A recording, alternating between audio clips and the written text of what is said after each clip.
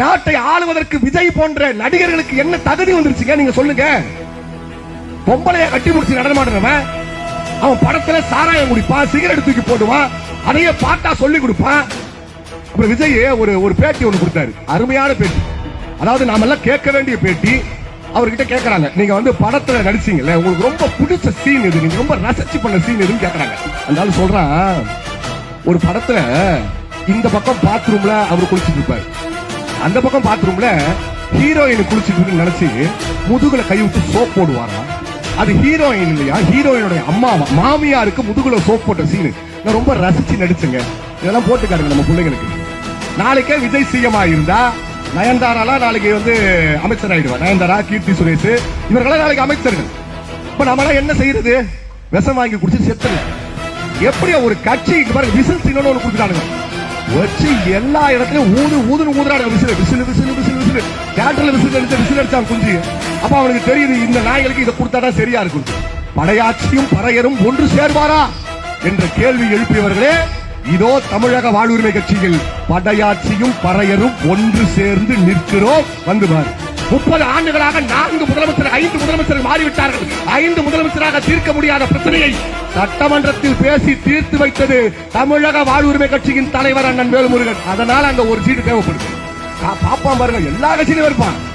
காங்கிரஸ்ல 10 பாப்பா இருப்பான், பிஜேபி அது 3% பாப்பா கட்சி, அதை விட்டுருங்க.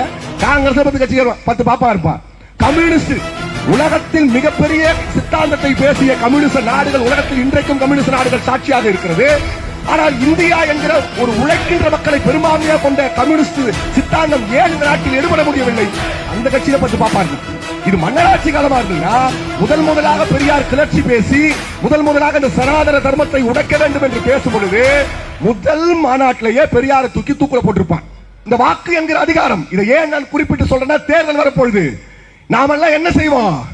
2000 ரூபாய் கொடுக்கிறவன் பேலன்ஸ் பண்ணி பார்ப்போம். இவன் 2000 ரூபாய் கொடுத்திருக்கான், இந்த கை கீழே இருக்குது. இவன் 4000 கொடுத்திருக்கான், இந்த கை மேல இருக்குது. அதனால 4000 வாங்கினவனுக்கு ஓட்டு போட்டுடலாம்.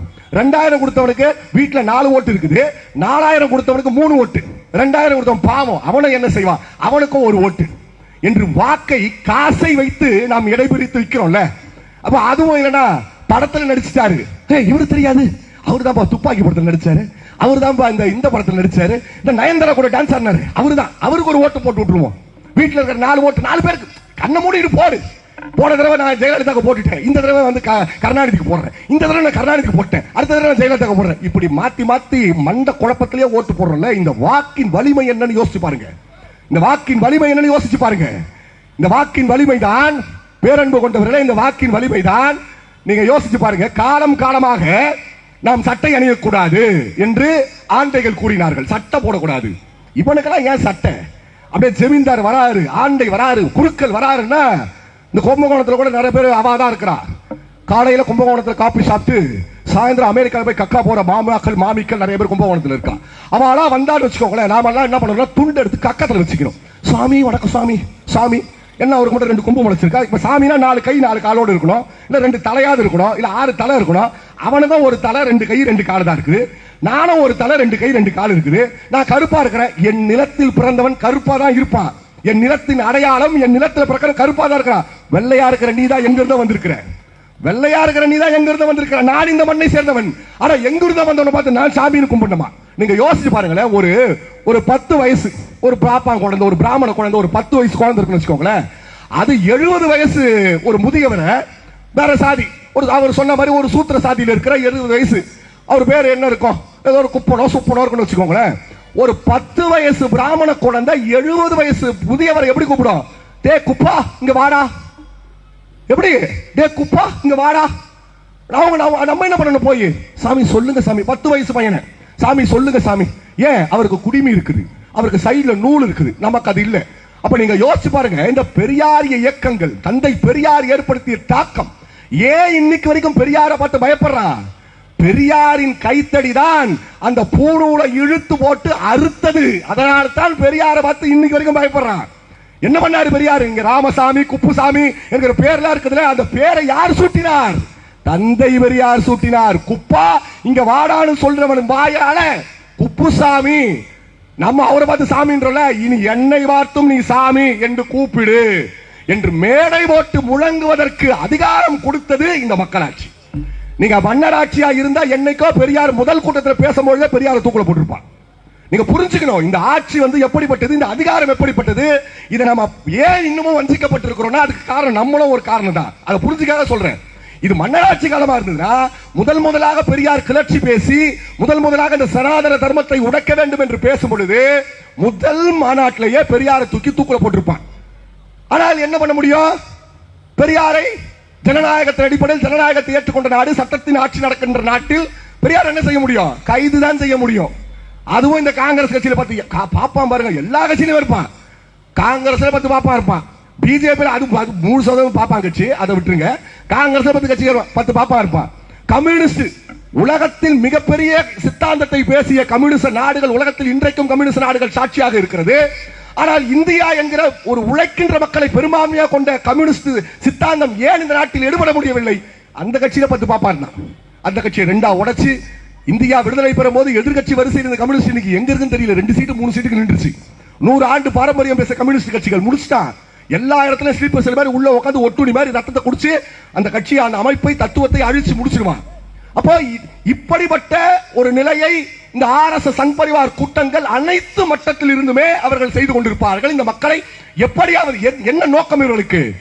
இந்த 70 ஆண்டுகளில் இந்த சமூகம் பெற்ற விடுதலை இருக்குதுல்ல, இந்த 70 ஆண்டுகளில் செருப்பே போடக்கூடாதுன்னு ஒரு காலகட்டம் இருந்தது. இன்னைக்கு செருப்பு போடக்கூடாது, எவனா ஒருத்தர் செருப்பு போட்டு என் பகுதியில் நீ வரக்கூடாதுன்னா அந்த செருப்பாலே நம்மளால அவனை அடிக்க முடியும். தூக்கி போட்டு உள்ள வச்சு மிதிச்சு சாணி எடுத்துருவான் போலீஸ்ல. இன்னைக்கு சொல்ல முடியுமா? அக்கரலாரத்துக்குள்ள செருப்பு போட்டு வரா, பிதிக்கிடுவா மாமா பிதிக்கிடுவா, சட்னி எடுத்துருவா வெளியே, சொல்ல முடியுமா? சட்டை போட்டுட்டு துண்டு போட்டுட்டு அக்கரலாரத்துல வரா, சொல்ல முடியுமா? இதை பெற்று தந்தது யார்? இந்த மக்களாட்சி. மக்களால் இதையெல்லாம் சாதிக்க முடியும். கிளர்ச்சியின் மூலமாக, மக்கள் தேர்ந்தெடுக்கிற அரசின் மூலமாக இதையெல்லாம் சாதிக்க முடியும். இவ எங்க பயப்படுறா? மக்கள் தனக்கான தலைவனை தேர்ந்தெடுத்து விடக் கூடாது என்றுதான் பயப்படுறான். இவனை பொறுத்த வரைக்கும் நீங்க போய் கூத்தாடி பின்னாடி கோஷம் போட்டு இருந்தா இவனுக்கு பிரச்சனை இல்லை. நீங்க திரைப்பட மோகத்தில் மூழ்கி கிடந்தா பிரச்சனை இல்லை.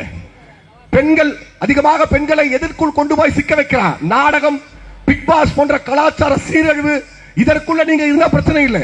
இதையெல்லாம் தாண்டி வெளியே வந்து தனக்கான அரசியலை நீங்கள் தேடுவீர்கள் என்றால் அது இவர்களுக்கு கேடுகாலமாக அமையும். தமிழக வாழ்வுரிமை கட்சிக்கு என்ன தேவை இருக்கிறது, என்ன நோக்கம் இருக்கிறது? தலைவர் முத்தமிழன் வேல்முருகனுக்கு என்ன தேவை இருக்குது, நோக்கம் இருக்குது என்றால், ஆனால் உங்களுக்கு தெரியுமா பேரன்பு கொண்டவர்களே, நாம் ஏற்றுக்கொண்டு இதோ இன்னும் சற்று நேரத்தில் இங்கு வருகை தர உள்ள நம்முடைய தலைவர் அண்ணன் வேல்முருகன் இந்த மண்ணுக்காக மக்களுக்காக தனது 13 வயதில் அரசியலுக்கு அவர் வருகை தந்தது. தனது 13 வயதில் 13 வயசுல எந்த அரசியல் கட்சிக்கு போயிருப்பாரு நீங்க நினைக்கிறீங்க? இந்த மாதிரி ஏதாவது கூட்டம் போட்டு வெறுமனே ஒரு அரசியல் கட்சியில உறுப்பினராக இருந்தா நினைக்கிறீங்களா? கிடையாது. அன்றைய காலகட்டத்தில் எமது மக்கள் படுகின்ற இந்த துயரங்களையும் துன்பங்களையும் துடைக்க வேண்டும் என்பதற்காக புலவர் கலியபெருமாளின் தலைமையில் தோழர் தமிழரசன் ஏந்தி விடுத்த தனித்தமிழ்நாடு விடுதலை படை அமைப்பு என்பது துவக்கேந்தி ஆயுதமேந்தி இந்த களத்தில் சண்டையிட்டுக் கொண்டிருந்தது.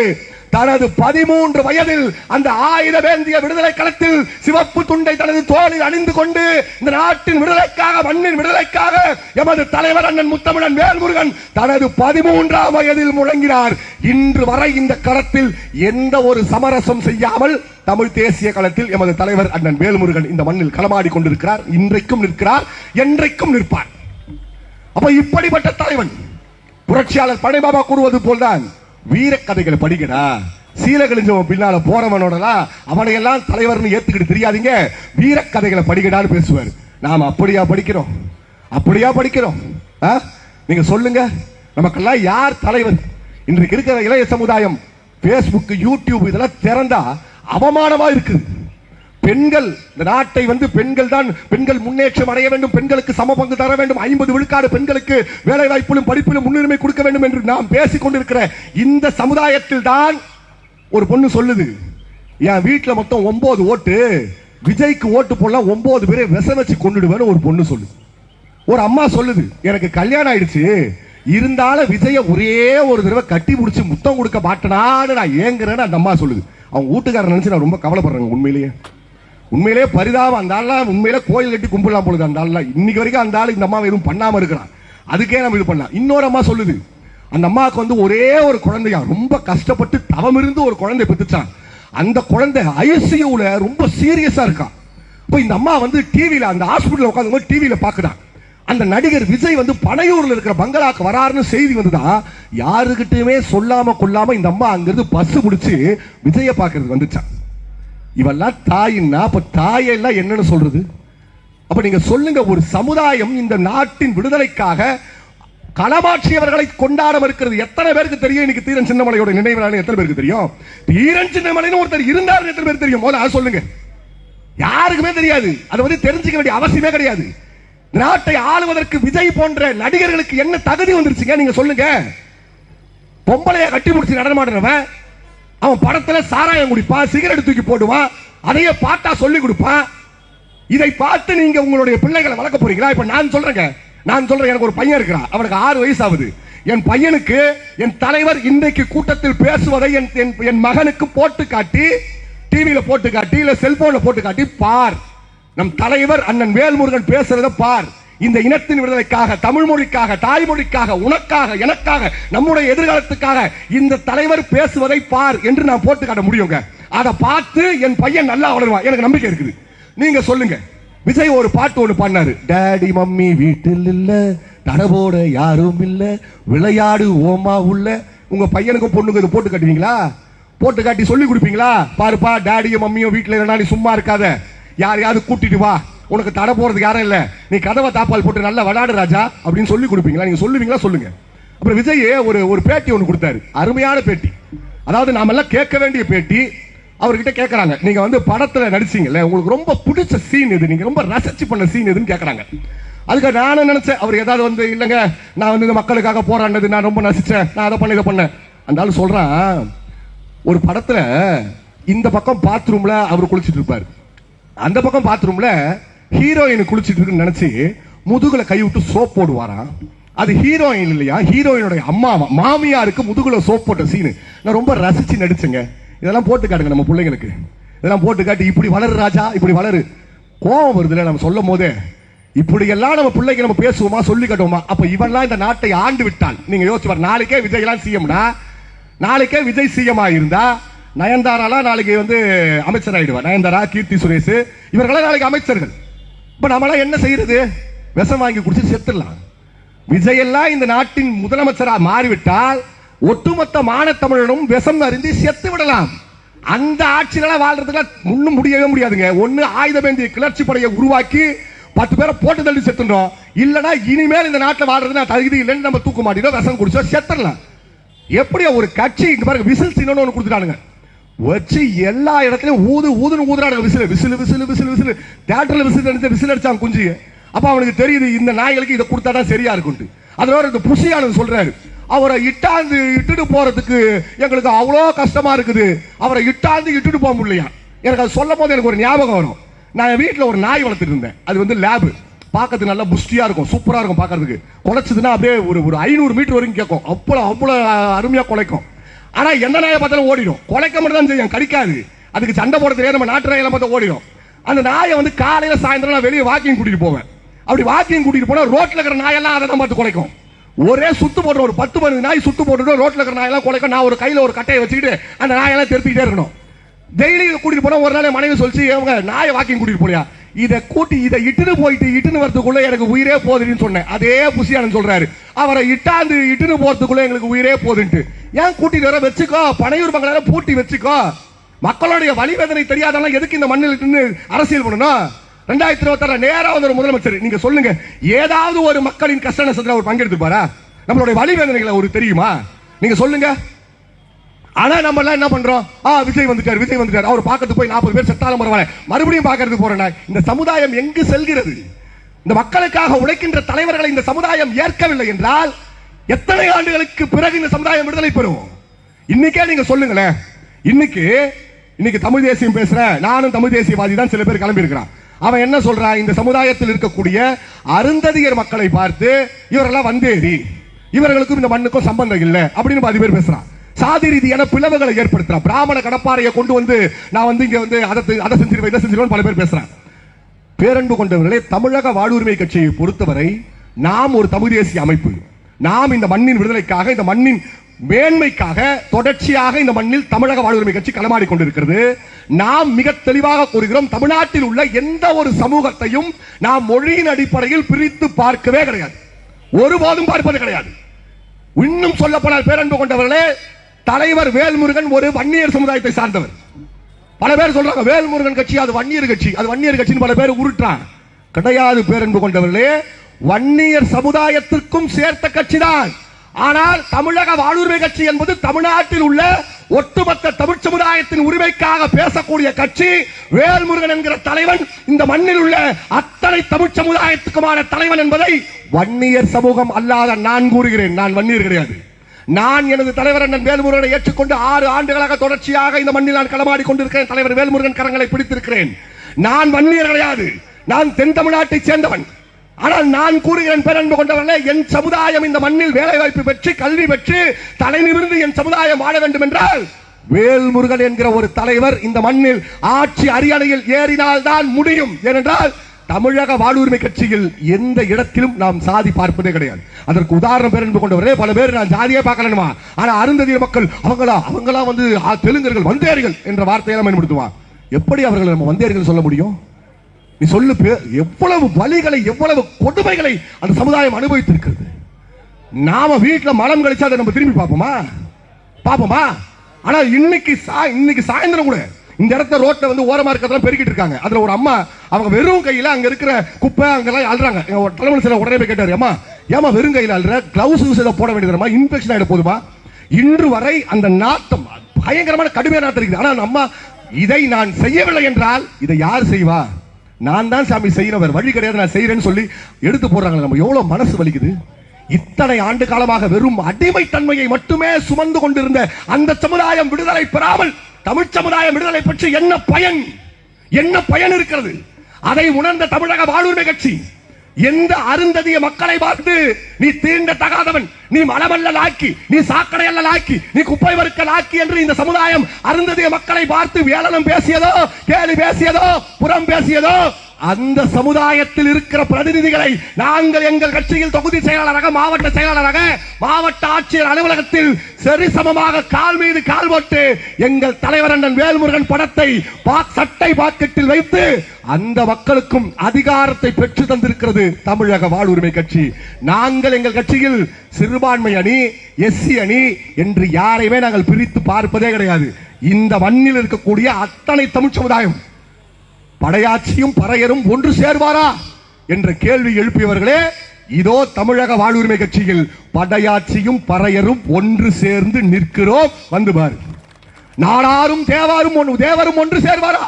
தேவரும் தேவேந்திர குல வேளாளரும் ஒன்று சேர்வார்களா? ஆம், சேருவார்கள். தமிழக வாழ்வுரிமை கட்சியில் மாவட்ட செயலாளர் தேவர் என்றால் மாவட்ட தலைவர் தேவேந்திர குல வேளாளராக இருப்பார்.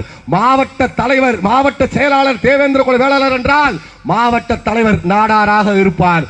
தமிழ்நாட்டில் இருக்கக்கூடிய அத்தனை தமிழ் சமுதாயமும், ஏன் இந்த நாடு மொழி வழி தேசிய இனமாக பிரிப்பதற்கு முன்னால் இங்கு வந்திருந்த தெலுங்கை தாய்மொழியாக ஏற்றுக்கொண்ட மக்களை கூட நாங்கள் இங்கு இருக்கின்ற தமிழ் தேசிய குடிமக்கள் என்றுதான் ஏற்றுக்கொண்டு அவர்களுக்கான பிரதிநிதியை கொடுத்து இந்த மண்ணில் அவர்களையும் சேர்த்து அவர்களின் வாழ்வுரிமைக்காகவும் போராடுகிற ஒரு அமைப்பு, ஒரு தமிழ் தேசிய தலைவர், எம்முடைய தலைவர், நாம் ஏற்றுக்கொண்டிருக்கிற தலைவர் அண்ணன் முத்தமிழன் வேல்முருகன். இந்த மண்ணில் நாங்கள் பாசிசத்தை பேச விரும்பவில்லை. இந்த மண்ணின் உரிமைக்காக நாம் போராடுகிறோம். நாம் பேசுவதே தமிழ் தேசியம். பல பேர் பேசுறாங்க, இங்கு தமிழ் தேசியத்தை யாராலும் படைக்க முடியாது, நாங்க தான் அத்தாரிட்டி. நிறைய பேர் வந்து சாதி பேசுறாங்க, மதம் பேசுறாங்க என்று பல பேர் பேசுறாங்க. அவர்களுக்கும் தமிழ் தேசியத்துக்கும் என்ன சம்பந்தம்? இங்க யார் தமிழ் தேசிய அத்தாரிட்டி? திமுக போடுற 2 சீட்டு 3 சீட்டுக்கு மட்டும் நிக்கிறதா தமிழ் தேசியமா? பேரன்பு கொண்டவர்கள் நாங்கள் கூறுகிறோம், இப்போ தேர்தல் வரப்போகுது. இன்று வரை, இந்த நிமிடம் வரை தமிழக வாழ்வுரிமை கட்சி திராவிட முன்னேற்ற கழகத்தோடு கூட்டணி தான் இருக்கிறது. ஆம், இருக்கிறது. ஏன் திராவிட முன்னேற்ற கழகத்தின் கூட்டணியை நாங்கள் ஏற்றுக்கொண்டோம்? நாங்கள் ஏன் திராவிட முன்னேற்ற கழகத்தின் கூட்டணியை வைக்கிறோம்? பல பேர் இங்க திமுக கூட்டணி வைக்கிறதா கட்சியை நடத்துறான். அவன் கட்சி ஆரம்பிச்சதே திராவிட முன்னேற்ற கழகத்தோடு கூட்டணி வைக்கிறோம், இல்ல அண்ணா திராவிட முன்னேற்ற, இந்த 2 கட்சியோட கூட்டணி வைக்க தான் கட்சி ஆரம்பிச்சான். ஆனால் தமிழக வாழ்வுரிமை கட்சி அதற்காக ஆரம்பிக்கப்பட்ட கட்சி அல்ல. 1000 ஆண்டுகளாக எம் இனத்தில் நாங்கள் இழந்த அதிகாரம், 1000 ஆண்டுகளாக வந்தவன் போனவன் எல்லாம் எம்மை ஆண்டு கழித்து எம் முதுகின் மீது ஏறி சவாரி செய்து எமக்கு 2 சீட்டு 3 சீட்டு போடுவதை ஏற்றுக்கொள்வதற்காக தமிழக வாழ்வுரிமை கட்சி வரவில்லை. 2026 நின்று சொல்கிறேன் பேரன்பு கொண்டவர்களே, இன்றைக்கு நாங்கள் திராவிட முன்னேற்ற கழகத்தோடு கூட்டணி வைக்கலாம். ஆனால் இன்னும் சரியாக 10 ஆண்டுகளில் 2036 தமிழ்நாட்டில் உள்ள தமிழ் தேசிய பேசுகின்ற அமைப்புகளை ஒன்று திரட்டி இதோ பறக்கிறதே புலிக்கொடி. 1000 ஆண்டுகளுக்கு முன்னால் இமயம் முதல் குமரி வரை ராஜராஜ சோழனுக்கு பிறகு ராஜேந்திர சோழன் ஏந்தி அந்த புலிக்கொடியை எமது தலைவர் செஞ்சாஜ் கோட்டையில் ஏற்றுவார். தமிழக வாழ்வுரிமை கட்சி சட்டமன்றத்தில் ஏறும். தமிழ்நாட்டின் முதலமைச்சராக எங்கள் தலைவர் அண்ணன் வேல்முருகன் வருவார். அதற்கான வேலையை தான் தமிழக வாழ்வு செஞ்சுட்டு இருக்கு. அப்புறம் ஏன் திமுக கூட்டணி பல பேர் பேசுவான்? எங்களுக்கு அதிகாரம் தேவைப்படுது. நீங்க சொல்லுங்க, அந்தியூர் பவானி அப்படின்னு 2 சட்டமன்ற தொகுதி இருக்கு. அந்த தொகுதியில் இருக்கிற மக்களுக்கு நீண்ட காலமான கோரிக்கை, வருஷம் கிட்டத்தட்ட 20 ஆண்டுகளுக்கு மேலாக 30 ஆண்டுகளுக்கு மேலாக அவங்க வச்ச கோரிக்கை என்ன தெரியுமா? அங்க வரக்கூடிய காவிரியிலிருந்து வர தண்ணி, உபரி தண்ணீரை அங்க இருக்கிற 40 ஏரி குளம் இருக்குது, அந்த ஏரி குளத்துல நிரப்பணும்னு கேட்கறாங்க. இதே அங்க இருக்கிற சட்டமன்ற உறுப்பினர் இருக்கிற எத்தனை அமைப்புகள், தமிழ் தேசிய அமைப்புகள், திராவிட கட்சிகள் எல்லாம் பேசி போராட்டம் பண்ணா 40-30 வருஷமா அந்த கோரிக்கைக்கு தீர்வே இல்லை. கடந்த சட்டமன்ற கூட்டத்தொடரில் நம்முடைய தலைவர் அண்ணன் வேல்முருகன் எழுந்து நின்று சபாநாயகரை பார்த்து அந்தியூர் பவானி விவசாயிகளின் கோரிக்கையை நீங்க நிறைவேற்றணும், துறை சார்ந்த அமைச்சர் துரைமுருகனுக்கு இதுக்கு பதில் சொல்லணும் கேட்கும் பொழுது துரைமுருகன் மிக தெனாவட்ல ஒரு பதில் சொன்னார். என்ன தெரியுமா சொன்னாரு? அத அந்த சட்டமன்ற தொகுதி உறுப்பினர் கேட்டுப்பாங்க, நீங்க உட்காருங்கன்ட்டார். தலைவருக்கு உடனே பயங்கர மண்ட சூடு ஏறி போய் துரைமுருகனை பிடிச்சி கண்ணா அப்படின்னு பேசி உடனே முதலமைச்சர் ஸ்டாலின் அவர்கள் தலைவர் வேல்முருகனை அழைத்து, வேல்முருகன் நீங்க வந்து கோச்சிக்காதீங்க, துரைமுருகனுக்கு மூளை குழம்பி விட்டது, தயவு செய்து நீங்க கோச்சிக்காதீங்க, உங்களுடைய கோரிக்கையை நான் நிறைவேற்றுகிறேன் என்று 30 ஆண்டுகளாக எந்த சட்டமன்ற உறுப்பினரால் தீர்க்க முடியாத பிரச்சனை 30 ஆண்டுகளாக 4 முதலமைச்சர் 5 முதலமைச்சர்கள் மாறிவிட்டார்கள், 5 முதலமைச்சராக தீர்க்க முடியாத பிரச்சனையை சட்டமன்றத்தில் பேசி தீர்த்து வைத்தது தமிழக வாழ்வுரிமை கட்சியின் தலைவர் அண்ணன் வேல்முருகன். அதனால அந்த ஒரு சீட்டு தேவைப்படுது. அதிகாரத்தில் வர வரைக்கும் ரோட்ல நின்று கத்திக்கிட்டு சாவறதா? நாளைக்கு நான் முதலமைச்சர் ஆடுவேன், நாளைக்கு நான் முதலமைச்சர் ஆடுவேன் ஒருத்தர் பேசிக்கிறார். 2010 இருந்து பேசிக்கிறார். 2016 நான் முதலமைச்சர், 2021 நான் முதலமைச்சர், 2026 நான் முதலமைச்சர், 2031 நான் முதலமைச்சர், அப்படியே பேசிக்கிட்டே போக வேண்டியதான். காலம் போயிடும், காலம் போயிடும். அதுவரை இந்த மக்களுக்கான தீர்வுகளை பேசி செய்யறது யாரு? நான் அடிக்கடி கூறுவது உண்டு, சாலையில் நின்று பேசினால் ஒன்று செய்தி, அதே சட்டமன்றத்துக்குள் நின்று பேசினால் அது தீர்மானம். அது தெரியாத பல பேர் தான் நம்மள ஒரு சீட்டுக்காக நிக்கிறோம். இன்னைக்கு 8 மணி நேரம் வேலை சட்டத்தை 12 மணி நேரம் மாத்திட்டான். இன்னைக்கு சட்டமன்றத்துக்குள் தலைவர் வேல்முருகன் என்கிற ஒரு தலைவர் இல்லை என்றால் இந்நேரம் அது அமெண்ட்மென்ட்க்கு வந்திருக்கும். உடனே என்ன பண்ணிருக்கணும்? ரோட்ல நின்று போராட்டம், ஆர்ப்பாட்டம், இது ஆர்ப்பாட்டம், போராட்டம், இது போராட்டம் பண்ணிக்கிட்டு யார் தீர்வை பெற்று தருவா? இப்ப சட்டமன்றத்தில் நின்று பேசி ஒரு தீர்வை ஏற்படுத்த வேண்டிய அவசியம் எமக்கு இருக்கிறது. அதனால் திராவிட முன்னேற்ற கழகத்தில் நாங்கள் கூட்டணியில் இருக்கிறோம். இன்னும் வெளிப்படையாக சொல்ல போனால் எமக்கு இந்த மண்ணை யார் ஆளுகிறார்கள் என்பது முக்கியம் அல்ல, யார் ஆண்டுவிடக் கூடாது என்பதுதான் முக்கியம். இங்கு அதிமுக என்கிற ஒரு கட்சி இருந்தது, இப்ப இல்ல. அதிமுக ஒரு கட்சி ஒரு காலத்தில் இருந்தது. அந்த கட்சியை ஒரே ஒரு ரொட்டி துண்டை தூக்கி போட்டீங்கன்னா நாய் வந்து ஒரு 10 நாய் அதை சேர்ந்து எப்படி பிக்க பாத்தீங்களா? உண்மையிலே அம்மா ஜெயலலிதாவை யாராவது வந்து ஜெயலலிதாவை பிடிச்சவங்க, எம்ஜிஆர் பிடிச்சவங்க யாராவது இருந்தா தயவு செய்து இந்த முறை அதிமுக ஓட்டு போடாதீங்க. எம்ஜிஆர் ஜெயலலிதாவுக்கு எதிரியாக இருந்த கலைஞர் கருணாநிதி செய்யாத வேலைகளை எல்லாம் அவங்களுக்கு விசுவாசமா இருந்த எடப்பாடி பழனிசாமியும் ஓ பன்னீர்செல்வம் செஞ்சு முடிச்சான். அந்த கட்சியை குழி தோண்டி புதைச்சு, அதாவது ஒருத்தன் தூக்குல மாட்டிக்கிறான், தூக்குல மாட்டுறதுக்கு நம்ம காரணமானது இல்ல, ஆனா தூக்குல மாட்டினவனை போய் காலை முடிச்சு தொங்கி அவன் செத்துட்டானா இல்லையான்னு சோதிச்சுட்டு போறது எவ்வளவு பெரிய ஒரு கொடுமையான மனநிலை. அந்த வேலையை தான் இன்னைக்கு எடப்பாடி பழனிசாமி செஞ்சுட்டார். எடப்பாடி பழனிசாமிக்கு அவர் முதலமைச்சராக இருந்தாலும் அவருக்கு இப்ப என்ன தெரியுமா? அவங்களுக்குலாம் யாரையோ ஒருவரை சார்ந்து அவர்களை காலை பிடித்து வாழ்ந்து வாழ்ந்துட்டாங்க. அம்மையார் ஜெயலலிதா இருக்கிற வரைக்கும் அவங்களை கும்பிட்டு இருந்தாங்க. இப்ப கும்பிடுவதற்கு அவர்களுக்கு ஆள் தேவை. அதை அதிமுக இருக்கிற அம்மையார் சசிகலாவை வச்சு கும்பிட்டு இருந்தா கூட பரவாயில்ல, சரி ஏதோ ஒழிஞ்சு போது விட்டுலாம். நேரா டெல்லிக்கு போயிட்டாங்க. இன்னைக்கு நரேந்திர மோடி அவர்கள் தமிழ்நாட்டில் வந்து ஒரு கூட்டத்தில் பேசுறாரு. எல்லா கூட்டணி கட்சிகளும் அங்க இருக்கிறாங்க. ஒரு கூட்டத்தில் நின்று நரேந்திர மோடி அவர்கள் பேசுறாரு. ஒரு இடத்தில் கூட அனைத்திந்திய அண்ணா திராவிட முன்னேற்ற கழகம் என்ற வார்த்தையை பதிவு பண்ண போறாரு. அவர் என்ன சொல்றாரு? 2024 அதிமுக ஆட்சி அமையும் சொல்ல, 2026 பாஜகவின் கூட்டணி ஆட்சி அமையன்றாரு. அம்மையார் ஜெயலலிதா பேசிட்டு போயிருப்பாரு நரேந்திர மோடி. பேசின அந்த அம்மா விட்டுருக்குமா? பாஜக ஓடு ஒரு முறை வாஜ்பாய் இருக்கும் போது அந்த அம்மா கூட்டணி வச்சாங்க. உண்மையிலே அந்த அம்மா அயல் லேடி தான். ஏன் இவங்க எனக்கு ஒரு வருத்தம் இருக்கும்.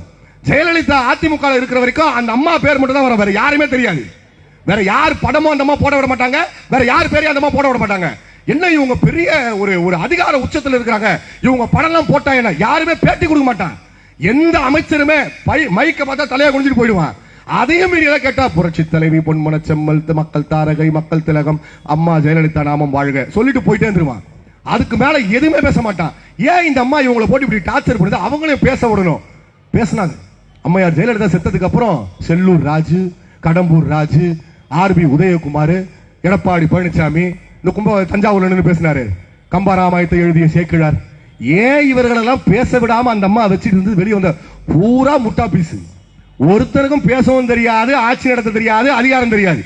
இவர்களெல்லாம் ஏன் அந்த அம்மா வச்சிருந்ததுன்னா இவங்களுக்கு எதுவுமே தெரியாது. இந்த கட்சி எம்ஜிஆர் ஆரம்பிச்ச கட்சி. எம்ஜிஆருக்கு பிறகு அம்மையார் ஜெயலலிதா அந்த கட்சியை டேக்கப் பண்ணிட்டாங்க. ஜெயலலிதாவை ஏமாற்றி விட்டு யாரும் அந்த கட்சியை டேக்கப் பண்ணிட கூடாது. அதனால என்ன பண்ணணும், அனைத்து அமைச்சர்களுமே முட்டாளாகவே இருக்கணும். அந்த அம்மா முட்டாளாவே வளர்த்துருச்சு. தனியா யோசிக்கிற திறமையே யாருக்குமே இல்லை. யாராவது சொன்னா செய்வோம், யாராவது சொன்னா கையெழுத்து போடுவோம். அம்மா சொன்னாங்க கையெழுத்து போட்டோம், அம்மா சொன்னாங்க நடந்து போனோம், அம்மா சொன்னாங்க சாப்பிட்டோம், அம்மா சொன்னாங்க தூங்கணும், அம்மா சொன்னாங்க ஏஞ்சோம். இப்படியா ரைம்ஸ் பாடி இந்த குழந்தைகளை கூட்டிட்டு வந்து உட்கார வச்சா என்ன செய்யும்? இன்னைக்கு ஆர்பி உதயகுமார் சொல்றாருல, எங்களுக்கு மம்மி இல்ல மோடி தான் டாடி. டாடி சொல்றாரு கையெழுத்து போடுறோம், டாடி சொல்றாரு கூட்டணி சேர்றோம், டாடி சொல்றாரு சண்டை போட்டுக்கிறோம், டாடி சொன்னாரு ஒண்ணு சேர்ந்துட்டோம், முடிஞ்சிருச்சு. நாளைக்கு எங்க என்ன நடக்கும் நீங்க நினைக்கிறீங்க? நாளைக்கு எடப்பாடி பழனிசாமி ஆட்சி நடத்துவாரா? நாளைக்கே எடப்பாடி பழனிசாமி ஜெயிச்சு முதலமைச்சர் ஆயிட்டீங்கன்னு வச்சுக்கோங்களேன், ஒரே ஒரு கையெழுத்து கூட எடப்பாடி பழனிசாமியில போட முடியாது.